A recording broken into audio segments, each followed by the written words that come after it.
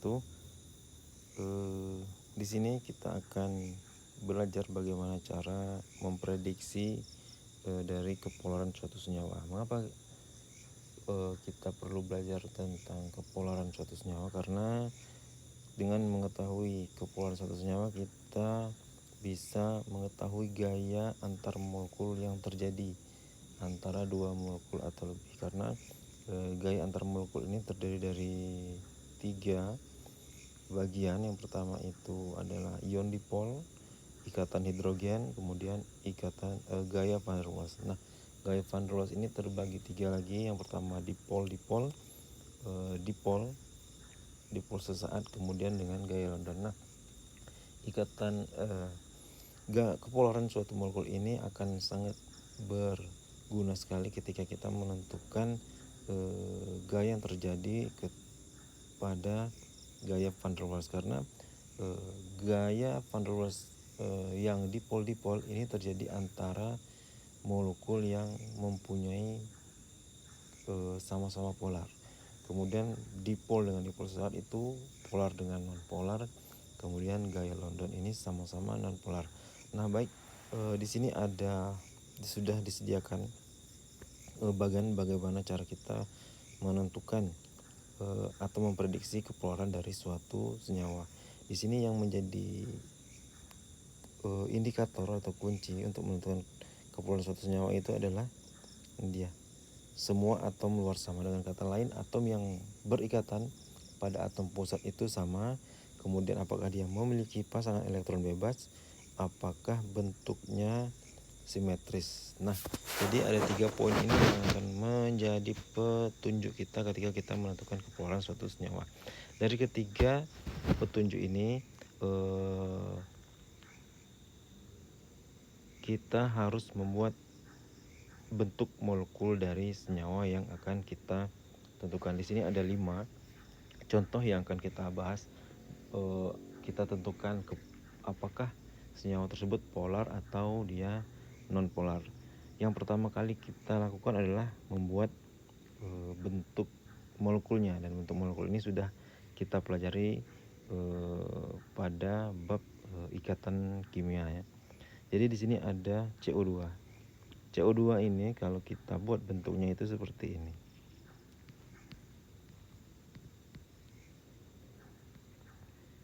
Di sini ada atom C yang bertindak sebagai atom pusat, dan ada 2 atom oksigen yang bertindak sebagai atom yang terikat.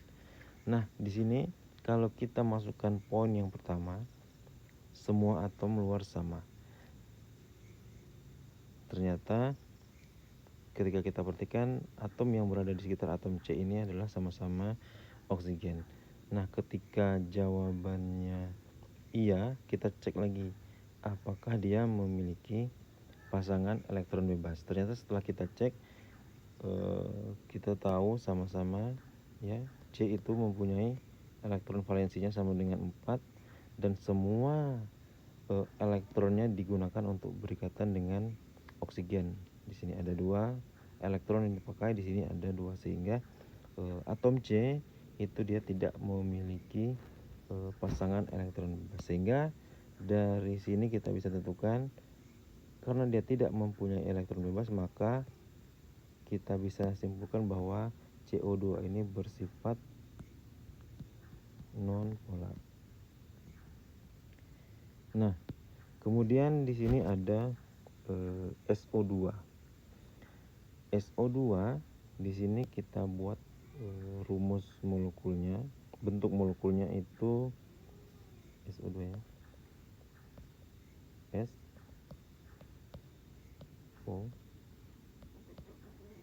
Di sini ada, inilah bentuk dari molekul SO2. Nah, kemudian setelah kita mengetahui bentuk dari SO2, kita lihat dulu.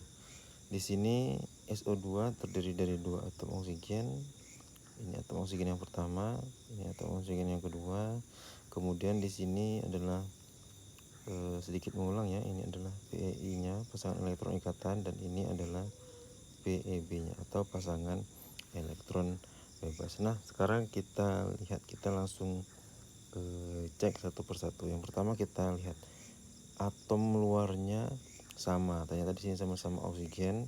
Kalau dia iya, kita cek lagi apakah memiliki pasangan elektron bebas. Ternyata setelah kita cek, SO2 ini dia mempunyai satu pasangan elektron bebas. Nah, ketika dia memiliki pasangan elektron bebas, maka kita cek lagi yang di poin yang ketiga, apakah bentuknya simetris. Nah, untuk SO3 ini kalau kita cek di bentuk molekulnya, SO2 ini mempunyai bentuk molekul bengkok, yang mana bentuk molekul bengkok ini kalau kita ingat materi bentuk molekul ini, bentuk awalnya itu kan adalah segitiga datar. Anggaplah ini X, ini adalah anggaplah ini Y ya. Biasanya kan A, kemudian ini X ya.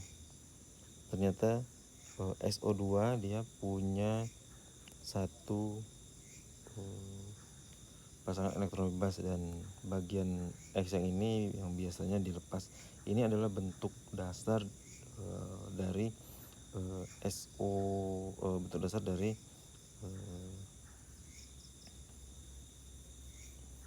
SO3.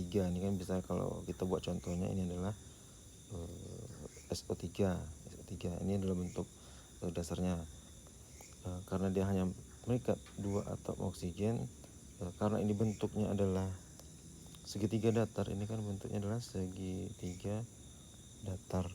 Kalau kita belah seperti ini, nah ini kan sama besar ya. Dengan kata lain, bentuknya ini adalah simetris. Kalau kita bagi dua, ini bagian kiri ini sama dengan bagian kanan. Dengan kata lain, bentuknya adalah simetris. Nah, dari tes tadi, dari poin tadi, ternyata ini dia. Apakah bentuknya simetris? Ternyata iya.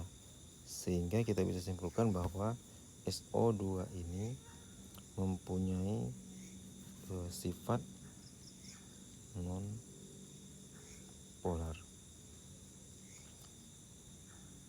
Itu untuk SO2. Kemudian kita lanjut. CHCl3 ini sama. Berarti dari sini kita bisa tahu bahwa atom pusatnya adalah C, yang mengelilinginya adalah, karena C punya 4 tangan atau 4 elektron valensinya, sehingga masing-masing tangan atau masing-masing elektron itu terikat pada satu atom H, dan sisanya adalah Cl. Nah, dari sini langsung kita cek untuk poin yang pertama, apakah semua atom yang terikat di atom C ini sama? Ternyata ada satu atom yang berbeda sendiri, yaitu atom H, sehingga ketika atom yang terikat ini tidak sama, ini ada kata tidak di sini, maka CHCl3 ini bersifat polar. Kemudian PCl3 sama, kita harus tentukan dulu bentuk molekulnya. PCl3 kita tahu P ini mempunyai elektron valensinya 5, sehingga kalau kita cek lagi bentuk molekulnya itu seperti ini ya bentuknya.